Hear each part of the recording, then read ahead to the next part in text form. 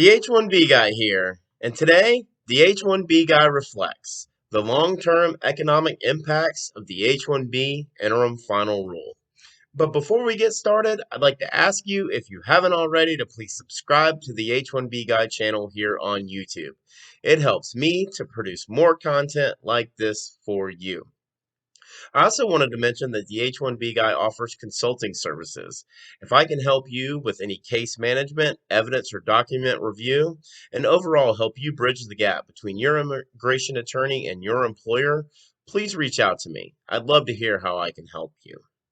In an article written by Don Lee and Molly O'Toole posted on October 9th, 2020 for the LA Times titled, Trump Immigration Restrictions Expected to Impact Economy Long After He Leaves the White House. Quote, many economists say that the rules will hurt the U.S. and help its foreign competitors. Robert Atkinson, president of the Information Technology and Innovation Foundation, a nonpartisan think tank, said he has started to see recruitment billboards placed by Canadians in Silicon Valley. Is this really a thing? I'd love to see some pictures of the billboards. If anyone has seen them or taken photos of them, please send them in. Canada will continue to be an attractive destination for the world's best and brightest based on their express-based immigration merit system, as well as their universal health care. If this isn't an eye-opening confirmation to that fact, I'm not sure what else it takes to convince you otherwise. Back to the article. Quote, yet the H-1B program, along with many other forms of legal immigration, has been in the administration's crosshairs since Trump first took office, according to Sarah Pierce, an analyst with the Migration Policy Institute.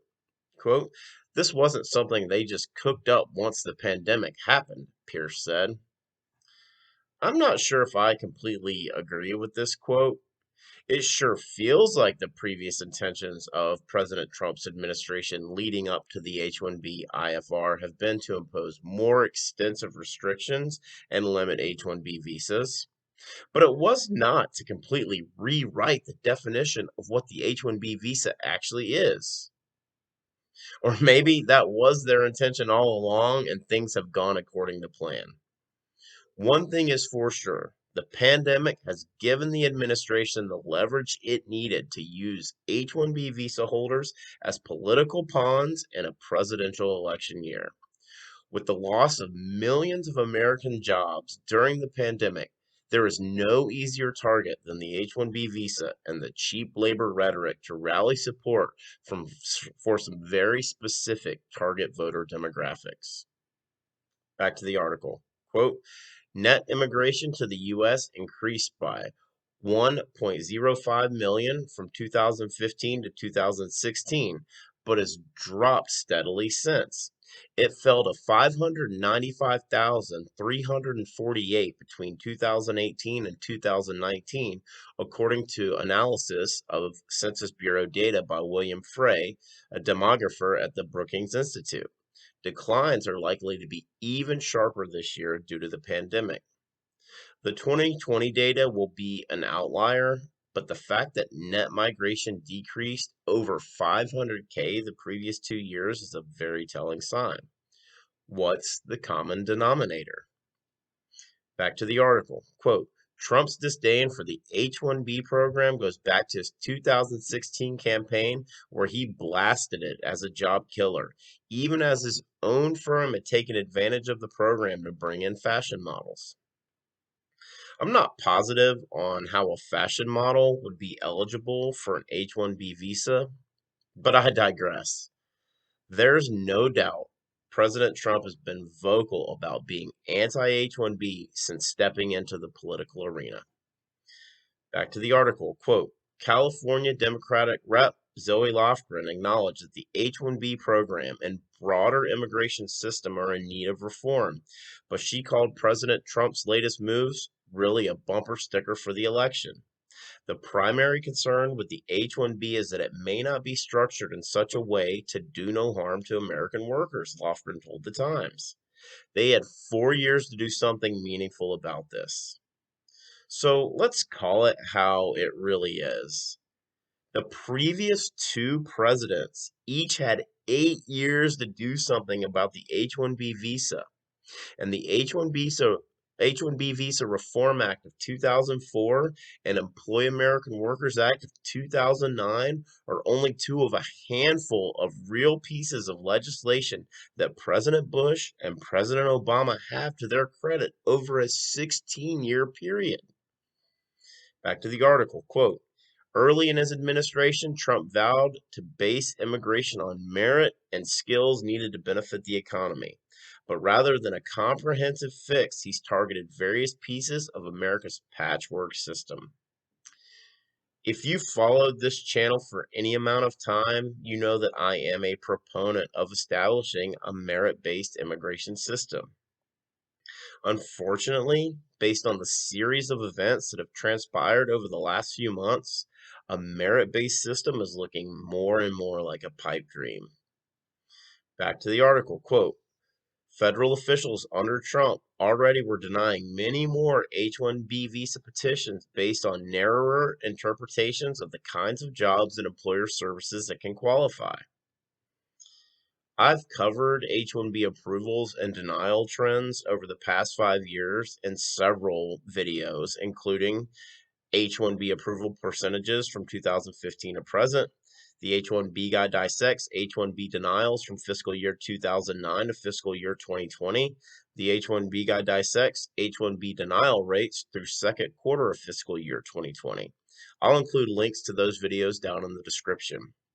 But very clearly, based on the data, additional scrutiny has been placed on new H-1B employees, which are defined as HCAP lottery cases and H-1B change of employer. The data surrounding approvals for continuing employment has been more consistent over the past 4 years, showing fewer denials. Back to the article, quote, Joe Biden, the former vice president and Democratic nominee, hasn't laid out details of his immigration plan, but is expected to rescind many of Trump's orders if he's elected. That's not necessarily correct. As we've covered on the Biden plan, as well as the H-1B Guy discusses presidential nominee Joe Biden's immigration policies, uh, that information is out there. We've discussed it. It's very much in black and white, so I'm not sure what the intention was in that comment. Back to the article. Quote, that's one reason why the Trump administration made the changes before the election, says Stuart Anderson, executive director of the National Foundation for American Policy.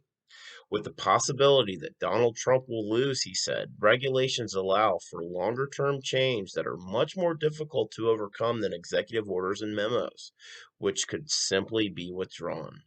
Anderson sees little economic justification for squeezing H-1B and other forms of legal immigration.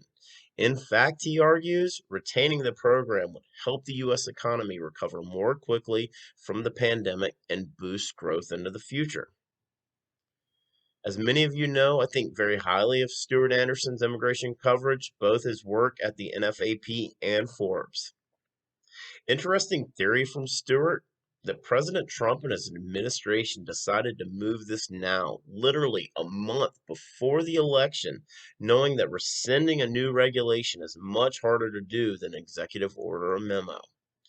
Proof that this was a calculated and radical rewrite to existing law by the executive branch.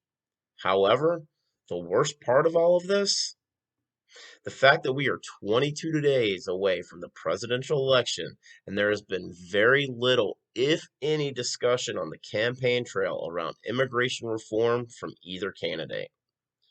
Polls still currently favor former Vice President Joe Biden, but if he were to win the election, I wouldn't expect him to do much to change any of the 400 plus executive actions from President Trump on immigration. No plan, no agenda, no discussion from either side. Very disappointing. One thing I'm certain of is this. In an extremely, very uncertain time to be a high-skilled non-immigrant living and working in the U.S., just it's very unfortunate. Right now, though, thousands of employers are looking at the new wage determinations and are all coming to some very serious conclusions. There will no longer be able to afford the human capital that they worked so hard to attract, or at least not all of them. I guess we'll see what the courts have to say about that before it's all said and done. For the full post, please check out the H1BGuy.com. And if you haven't already, please like this video, please subscribe to the H1B Guy channel here on YouTube, and click the bell for notifications so that you're notified anytime we post a new video. If you've made it this far, I just want to say thank you for taking the time to watch my content. I really appreciate your support. The H1B Guy, your global source for all things H1B.